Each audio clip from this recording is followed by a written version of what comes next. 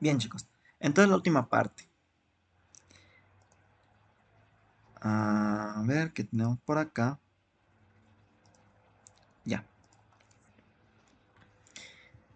¿Está grabando? Sí. Bien.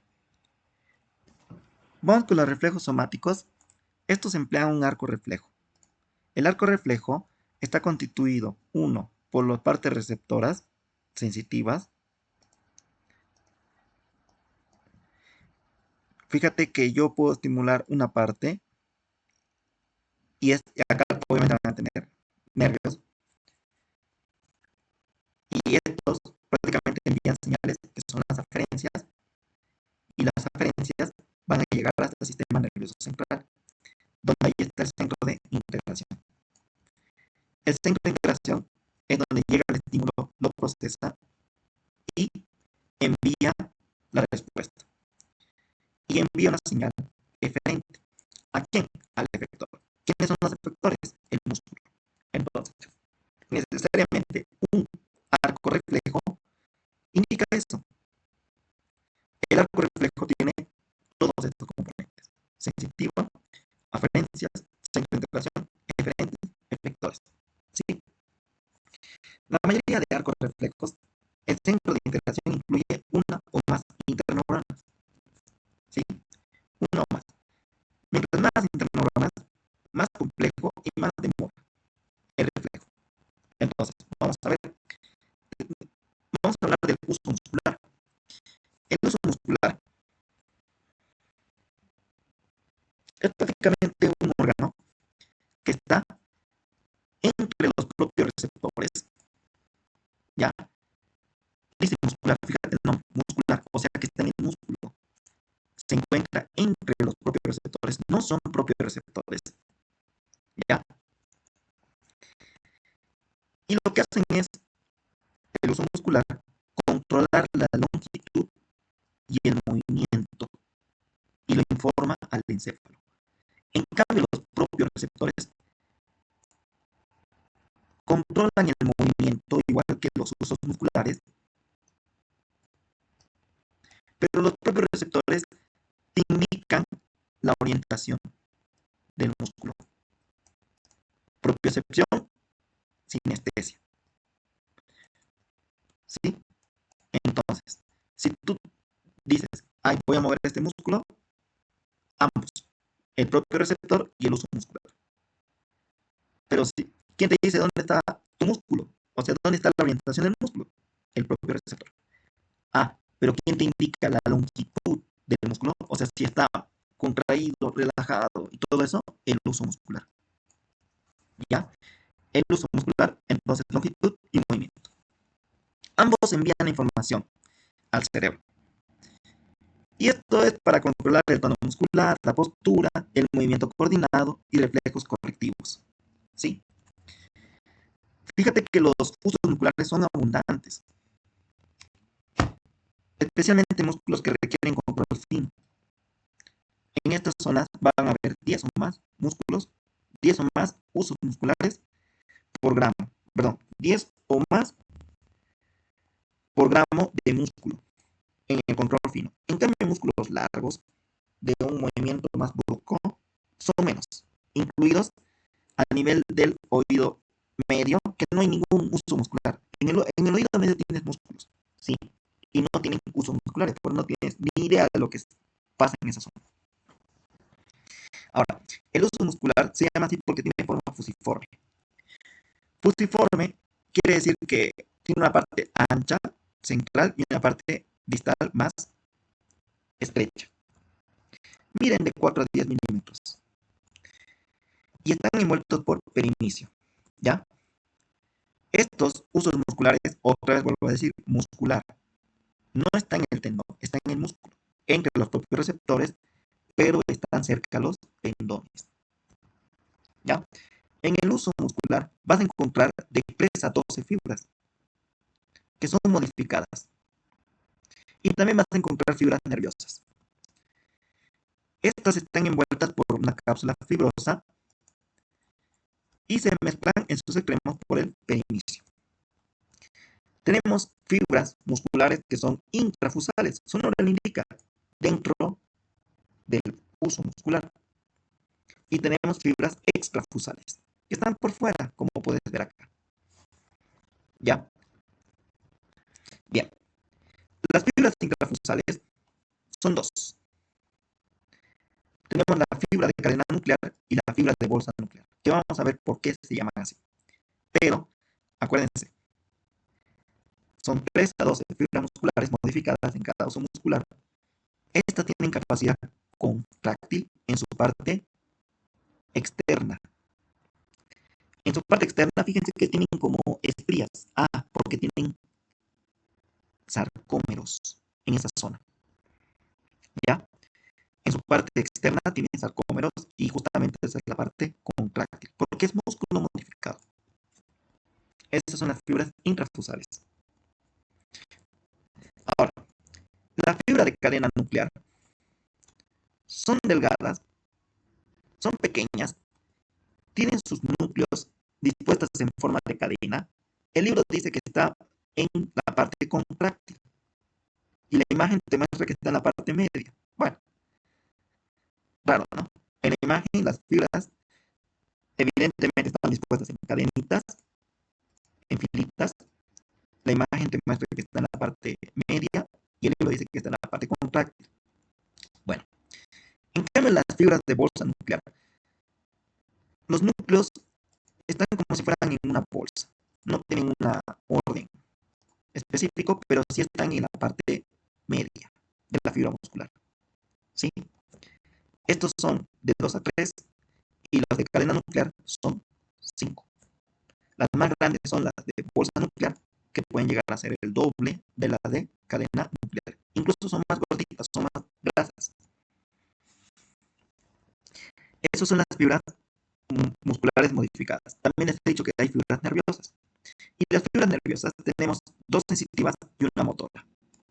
Las sensitivas tenemos la primaria y la secundaria. Vamos a hablar de estas. La primaria, fíjate que tiene el dibujo. Tiene unas vainas de mielina más gruesas, la fibra más gruesa. O sea, estas son más rápidas. Y se llaman 1A. Son más gruesas. La primaria es 1A. Es larga, es más rápida y es muy sensitiva. ¿Ya? ¿Qué van a detectar? Las fibras detectan cambios de longitud y el movimiento. ¿No? Aquí está, ¿no? Lo que les he dicho justamente. Longitud, movimiento. Las secundarias, o también llamadas 2, fibra de tipo 2, nerviosa. Una cosa, me olvidaba. Las fibras primarias hacen una envoltura, prácticamente. Lo envuelven. Me olvidé el término como lo pone en el libro, pero envuelven las dos fibras, a las de cadena nuclear y a las de bolsa nuclear. Envuelven las dos. ¿Ya? Espirales, algo así le llaman. Pero las envuelven. ¿Ya? Y vienen de ahí esas fibras porque son sensitivas, pues. En realidad migran y van en esta dirección. Ahí empiezan y utilizan estas fibras largas, rápidas y más gruesas. Las de tipo 2 son más delgaditas, ¿sí? Pero estas se encuentran en la parte eh, externa, pero solamente de las fibras de bolsa nuclear. Solamente las fibras de bolsa nuclear. ¿Sí? Ahí está. Entonces, son más pequeñas, de tamaño intermedio y son más lentas, por ende. Las fibras de tipo 2 son secundarias. Son sensitivas. Ambas detectan lo que es el movimiento y la longitud, pero una es más sensible que otra. Obviamente la primaria es más sensible. Ahora, las fibras motoras, las que inervan las fibras intrafusales son las gamas. Fíjate que las gamas son las que inervan las fibras intrafusales. Las alfas extrafusales. ¿Ya? Las gamas, sus fibras son delgaditas, pequeñitas, igual. Y estas inervan la parte contráctil de las fibras intrafusales. ¿Ya? ¿Qué hacen las fibras gamma? Ahí está, diámetro pequeño y son lentas. Lo que hacen estas es prácticamente modificar la sensibilidad de las fibras intrafusales. Como son motoras, lo que van a hacer es hacer contracción en las fibras intrafusales, modificando esa sensibilidad. Vamos a ver cómo responden. ¿Sí? Modifican prácticamente. Están ahí moviendo las fibras musculares. En cambio, las fibras tipo alfa son extrafusales, son más grandes, son más largas, son más rápidas, por ende, pero son para las fibras extrafusales. O sea, cuando te digo extrafusales son los músculos normales, como lo que conocemos. ¿Ya? Fíjate la importancia de las motoneuronas medulares, que prácticamente corresponde a un tercio de toda la médula espinal. De las motoneuronas, un tercio corresponden a las fibras del uso muscular. Ahí la importancia de todo esto. Ahora, ¿cómo funciona? Tenemos, por ejemplo, una persona en reposo. Cuando está en reposo tu músculo, tiene cierto grado de estiramiento. Está estirado, está en reposo, no hay movimiento. Fíjate que ambas fibras sensitivas van a enviar un flujo constante sobre la longitud. ¿Ya? Otra vez, que controlan longitud y movimiento. Como está en reposo, solamente longitud. A esto, cuando está en reposo, es una respuesta de estado firme o tónica. Están enviando el grado de tensión que tienen, grado de estiramiento. En cambio, cuando hay movimiento, el uso está contraído. Cuando tú contraes un músculo, vas a contraer el uso. Y esta contracción del uso va a estimular a las fibras. Una sí, una no. La fibra secundaria se activa, pero a menor frecuencia. Y la primaria se desactiva por completo. La primaria. Entonces, van a enviar una señal.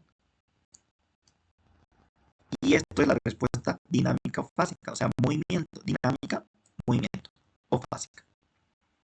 Ahora, imagínate que tú estás haciendo tensión, pero sin movimiento. Como por ejemplo, aguantando una pesa. Aquí la fibra primaria se activa, se vuelve a activar, pero a una velocidad menor. A esto se le llama, bueno, esto prácticamente ocurre en el músculo contraído y estable completamente. No es una fase como tal. Entonces, ¿quién controla la longitud muscular? Ambos tipos de fibras, la primaria y secundaria. Pero ¿quién lo hace con mayor rapidez? Cuando hay un cambio de longitud, la fibra primaria. Porque acuérdate de más gruesa, más rápida, etc. ¿Y para qué sirve esto? Sirve para enviar una señal sobre la velocidad de los movimientos y permiten al encéfalo iniciar movimientos correctivos. Por ejemplo, te estás cayendo, ¿qué haces? Prácticamente utilizas tus manos, utilizas tus pies, evitas caerte, un montón de cosas. ¿Sí? Eso es lo que para eso sirve el uso muscular. Todo esto para evitar esos, para corregir movimientos, prácticamente. Ahora veamos los reflejos. Tenemos el reflejo miostático. El reflejo miostático, aquí vamos a ver diferentes tipos de reflejos somáticos. El primero, reflejo miostático. El reflejo miostático ocurre a nivel, fíjense, eh, miomuscular. ¿Qué es lo que tenemos acá? Pues hay una serie de reflejos. Uno de ellos son los reflejos osteotendinosos. Así que lo vamos a ver después. ¿Cómo es esto? Un reflejo miostático ayuda a mantener el equilibrio y la postura. ¿Sí? Si no hay estos reflejos miostáticos, habría movimientos espasmódicos. Y les he dicho que los reflejos miostáticos prácticamente utilizan también los reflejos osteotendinosos. Osteotendinosos son un reflejo de tipo de reflejo miostático. Tenemos un ejemplo. este famoso reflejo rotuliano. ¿Ya? Tú golpeas, acá hay unos órganos, bueno, perdón, acá cuando tú jalas del tendón, cuando golpeas el tendón, de por sí estás estirando al músculo.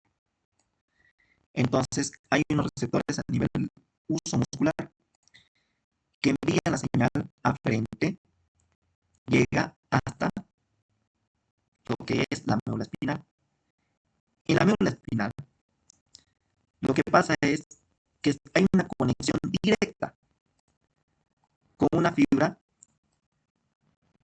muscular, fibra nerviosa muscular, con una motoneurona. Fíjate que ha hecho una pequeña sinapsis. Y esta envía ya la respuesta de forma rápida, ¿sí? A los dos músculos. Entonces, ¿qué tenemos acá? Que este tipo de reflejo tendinoso, que es el reflejo rotuliano, es monosináptico. Es monosináptico. Solo hay una sinapsis. Es rápida, muy rápida. Ahora, ¿qué es lo que pasa acá? Fíjate la señal.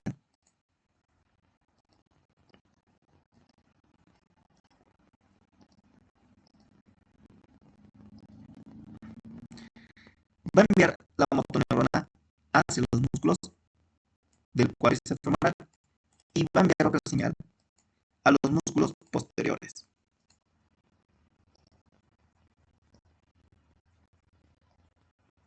Acá. Ya. A los músculos anteriores los va a contraer. Esto es un estímulo positivo. ¿Por qué? Porque si tú contraes el cuádriceps femoral, vas a hacer el movimiento de extensión de la pierna. En cambio, a los músculos antagonistas necesitas inhibirlos. Entonces va a ser inhibición de los músculos posteriores, ¿sí? Del tendón de la corva. A eso se le llama inhibición recíproca, porque a uno estimula y a otro inhibe. ¿Sí? Esa es una inervación recíproca. Son rápidos y ya está.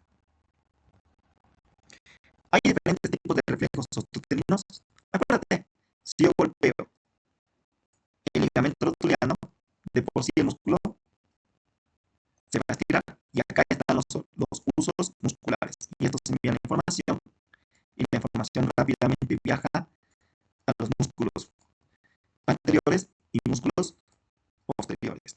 A los posteriores, inhibición, anteriores, estimulación.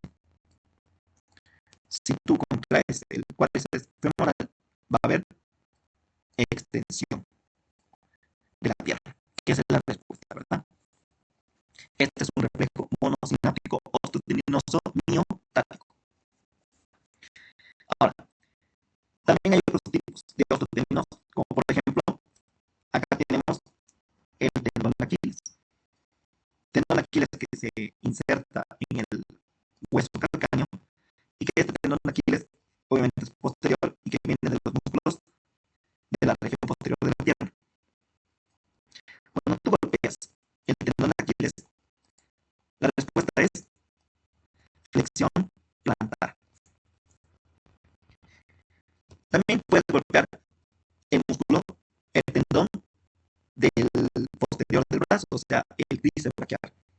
Si tú golpeas acá, la respuesta es extensión del antebrazo. Y también puedes hacer el reflejo del macetero. Pones tu dedito, golpeas a nivel del mentón y lo que tiene que pasar es cerrar la boca. ¿Sí? Cerrar la quijada, como dice el libro. Esos son reflejos osteotendinosos. Vamos al reflejo flexor. El reflejo flexor, o también llamado de retirada, y tenemos el reflejo de extensión cruzado. ¿Cómo es esto?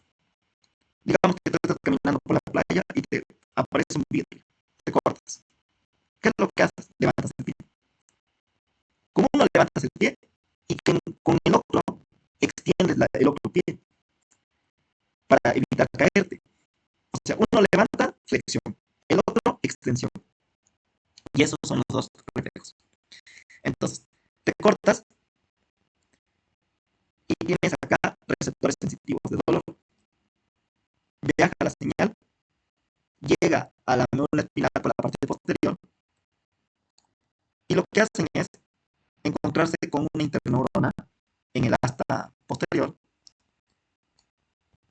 Viajan a diferentes segmentos de la médula espinal, no solamente para estimular al músculo, sino también para los músculos del abdomen, de la cadera. Por eso viajan. Por eso estos dos son multisegmentarios, porque viajan a muchos segmentos de la médula espinal, arriba como abajo. Utilizan muchas neuronas, por eso son las otras eran monosinápticas, estas son multisinápticas. Y al hacer tanta sinapsis, el del flexor es homolateral. ¿Por qué? Porque vio la señal por el lado, digamos, izquierdo, nunca cruza al lado derecho de la médula espinal, sigue por el lado izquierdo. Ahora envía dos señales, positiva y negativa. Lo mismo que el anterior. Necesitamos elevar la pierna. Entonces, para elevar la pierna necesitamos, por ejemplo, contracción de los músculos del abdomen, contracción de los músculos a nivel del cuádriceps, etcétera, etcétera.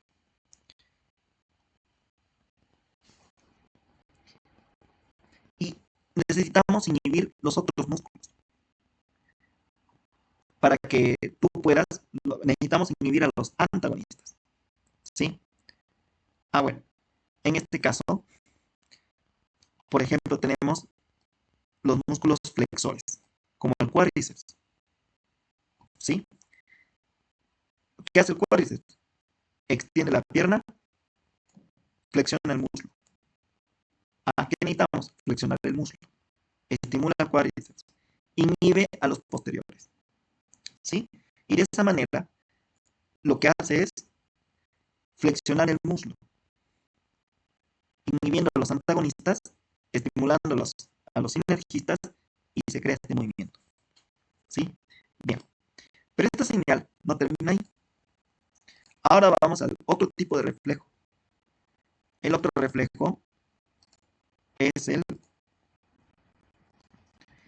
ocurre lo siguiente. La señal viaja por el dolor, llega a la médula espinal,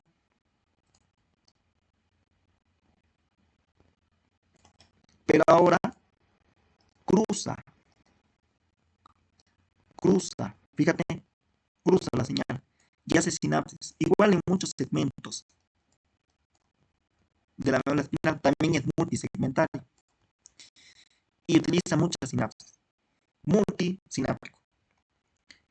Ahora, esto es la extensión cruzada, porque cruza.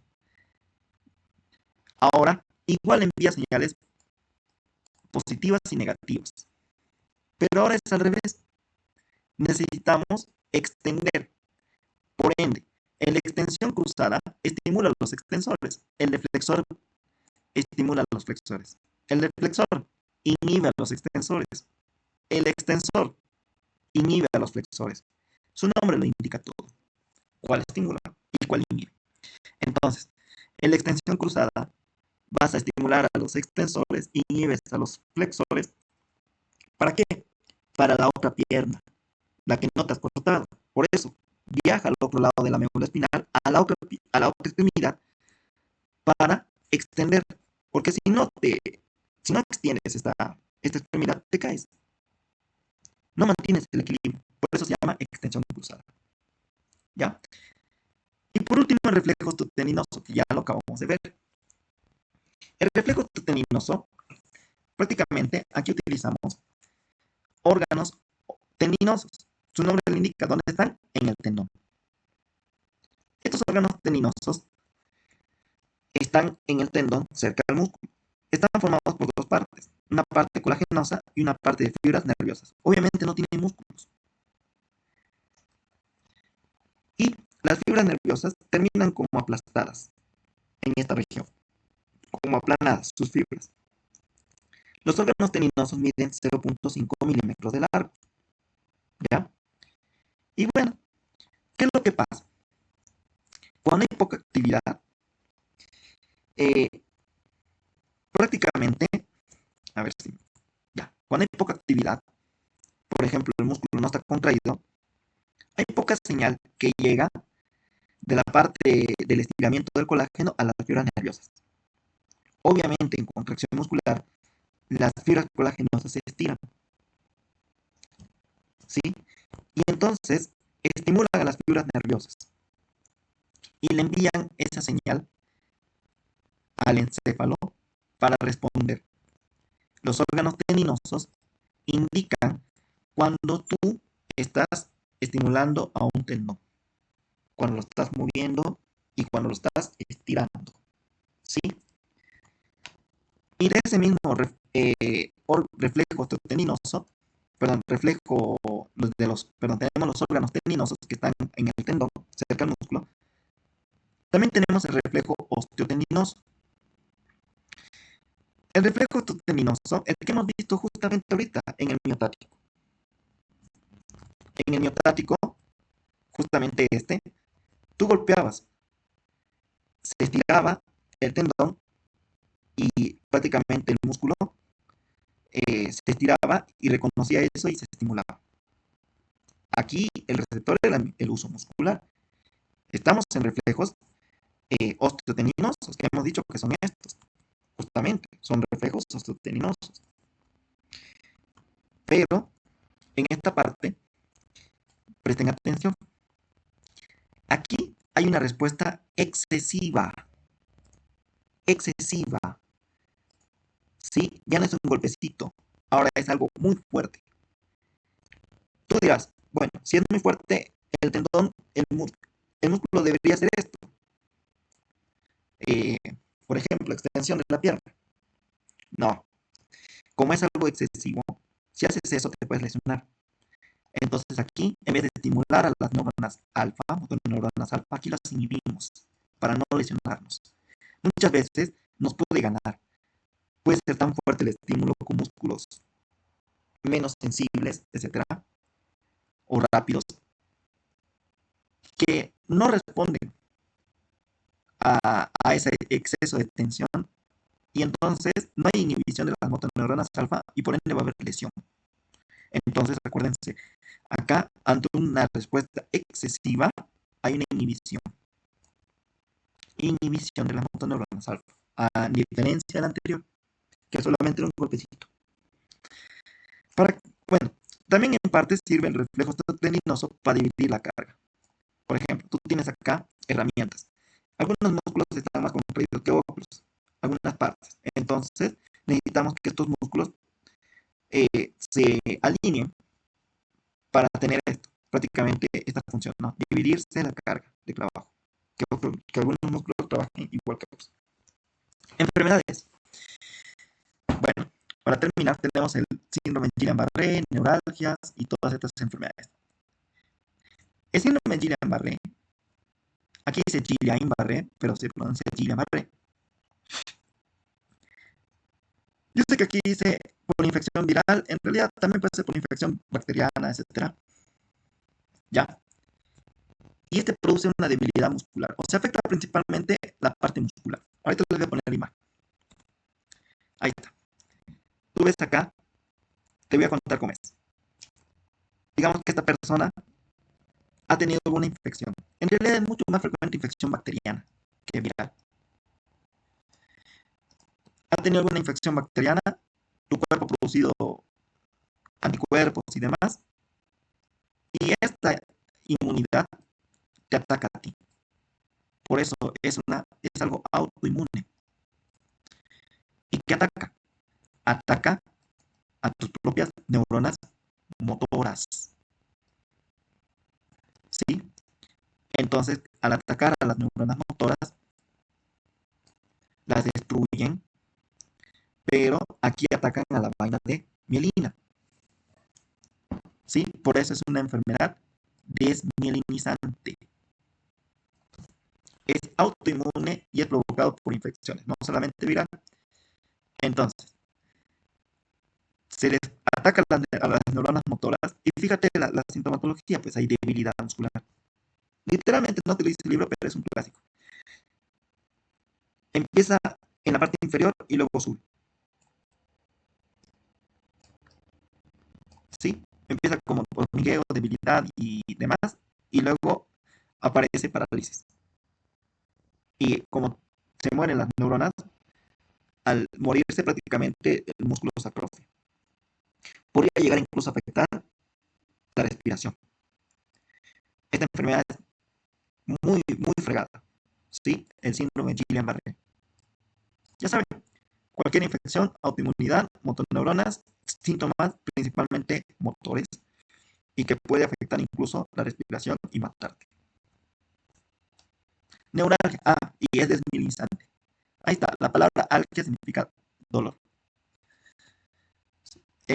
Ciatalgia, eh, no sé, un montón de términos que terminan en algia es dolor. Entonces, neuralgia es dolor de los nervios, ¿sí? Que puede ser causado, por ejemplo, por compresiones de los discos, entre muchas otras causas, obviamente. Parestesias. Las parestesias son sensaciones raras. Te vas a acordar de eso. Por ejemplo, un hormigueo. Imagínate tener como hormigas caminando por ahí, pero no hay hormigas. Hormigueo. Descargas eléctricas, ardor o quemazón. Y lo peor de todo es que en las parestesias no hay estímulos. Entonces hay sensaciones raras, parestesias. Y son causadas por lesiones neurales. Perdón, por lesiones de los nervios prácticamente. Neuropatía periférica.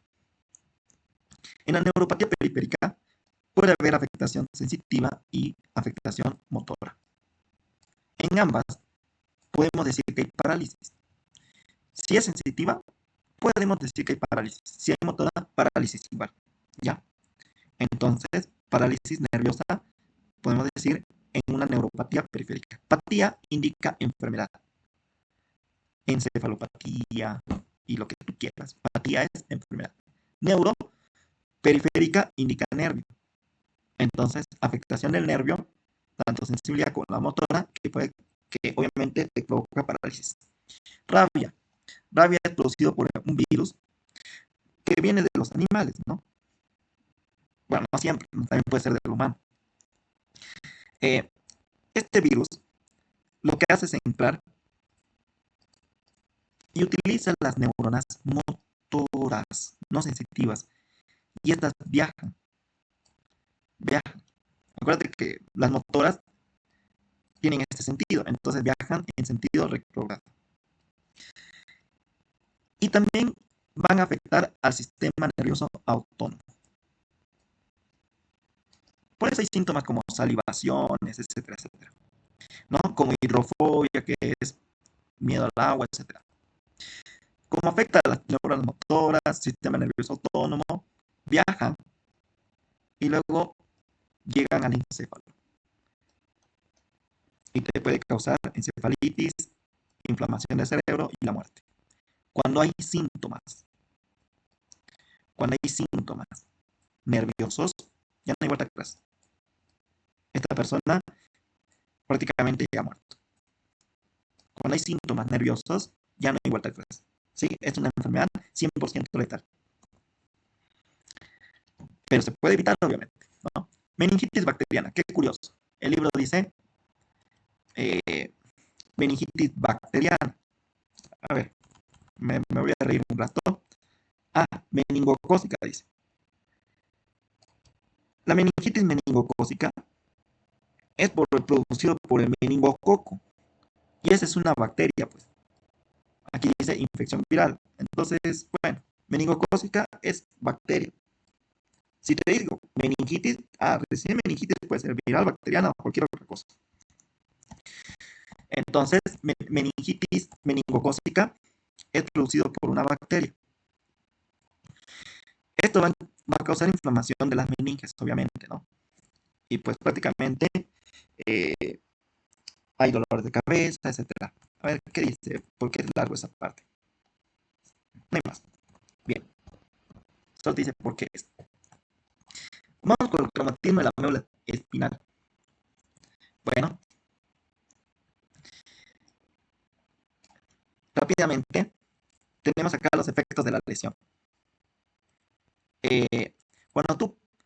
Bueno, acá hay algunos datos, como por ejemplo, principalmente automovilísticos, por deportes, heridas de armas, esto en Estados Unidos, ¿no?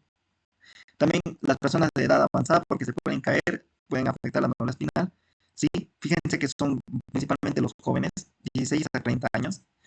Entonces hay una serie de lesiones en la médula espinal que pueden causarte una transección completa. Si tú afectas a nivel de C4, puede llegar a afectar lo que es el nervio frénico y causarte insuficiencia respiratoria, ¿no? Bueno, y lo que es del nivel de la lesión, en realidad, la lesión, del nivel de la lesión para abajo es lo que afecta. Si afecta a nivel de C4 para abajo, todo esto está afectado, ¿no? Es como cortar el puente. Entonces, cuando tú haces una transección completa, te puede producir esto primero que es shock medular. El shock medular se caracteriza por todo aumentado. Es la primera parte de la lesión. Todo aumentado. Fíjate, hay una parálisis, perdón, es todo disminuido. Todo disminuido en un shock medular. Eh, ¿Dónde está mi borrador?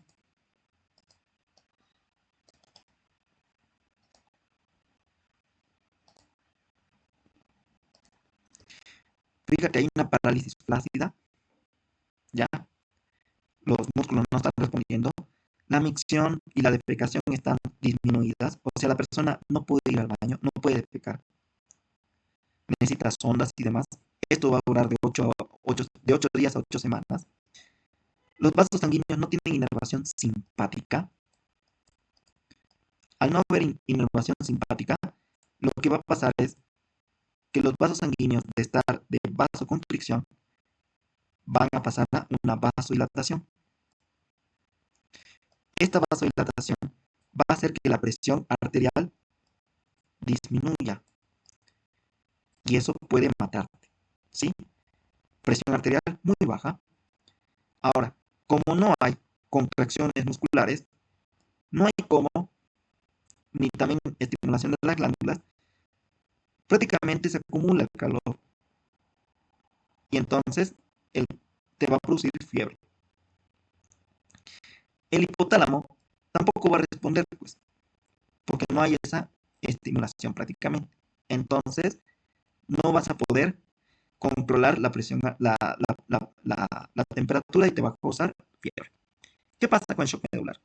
Esto dura 7 a 20 días. Luego el shock medular cede. Y acá aparecen positivos. Fíjate que tú dices, ah, bueno, qué bueno que se dio. No, esto es peor. Porque si cede de lo que estaba abajo, empieza a recuperarse, pero ahora lo invierte y aumenta. Fíjate, los reflejos somáticos y autónomos van a estar muy aumentados. En vez de que ya no haya micción y defecación, no, porque no hay respuesta, ahora hay una incontinencia. ¿Qué quiere decir incontinencia? Que apenas se llena un poquito, baño, baño, todo el tiempo al baño, ¿no? No hay control de eso. Y eso, si te da para ir al baño, bien, porque la mayoría de veces no puedes llegar ni al baño. Los reflejos están muy exagerados, aumentados. ¿Sí? Fíjate que si la vejiga está llena o hay un toquecito cutáneo, esto puede estimular una inervación autónoma muy exagerada. ¿Sí? Muy exagerada, que va a hacer que prácticamente el estímulo simpático aumente. De estar en vasodilatación, ahora pasa, por ejemplo, a vasoconstricción. Ahora, en vez de ser presión arterial disminuida, ahora es presión arterial muy aumentada. Dice el libro que la parte, la sistólica, o sea, tenemos dos presiones, ¿no? No, por ejemplo, 80, 120, 80, ¿no? Esas son nuestras presiones. La sistólica, que es 120, puede llegar hasta 300. Es una presión muy alta. Ahora, ¿cómo responde tu frecuencia cardíaca? Ante este aumento de la presión arterial, tu frecuencia cardíaca disminuye. Disminuye. La frecuencia cardíaca normal es de 90 a 100, de 60 a 100. Como disminuye va a llegar hasta 30 por ahí, ¿no? Dice el libro que es normal que tenga 80. Está bien, no pasa nada, es lo, digamos, lo más frecuente, ¿no? Pero les estoy diciendo, va a tener bradicardia, la frecuencia cardíaca va a estar muy baja, 30 latidos por minuto, ¿sí? Va a estar tanto el estímulo simpático que va a haber sudoración profusa, vas a estar como si hubieras corrido 10 kilómetros, con una visión borrosa, y aparte en la parte de la reproducción, en el hombre, por ejemplo, puede haber eh, incapacidad para la parte eréctil, pero que luego se soluciona, pero ya no va a haber sensibilidad. Y en la mujer también puede afectar la parte de la menstruación. ¿Sí? La patogénesis, o sea, ¿cómo es lo que ocurre? Tú tienes la médula espinal, entonces al principio hay una destrucción instantánea. Aquí mueren células, por obvias razones, ¿no? Tú golpeas la médula espinal, mueren células. Pero lo peligroso es esto, la que viene después, la necrosis y la apoptosis. Esto dura de minutos a días. ¿Y cómo es esto? Tú tienes tu segmento medular. Entonces, en el segmento medular, afectas lo que son las... va a haber acá hemorragias producidas por la lesión en la sustancia gris. Y en la sustancia blanca va a haber edema.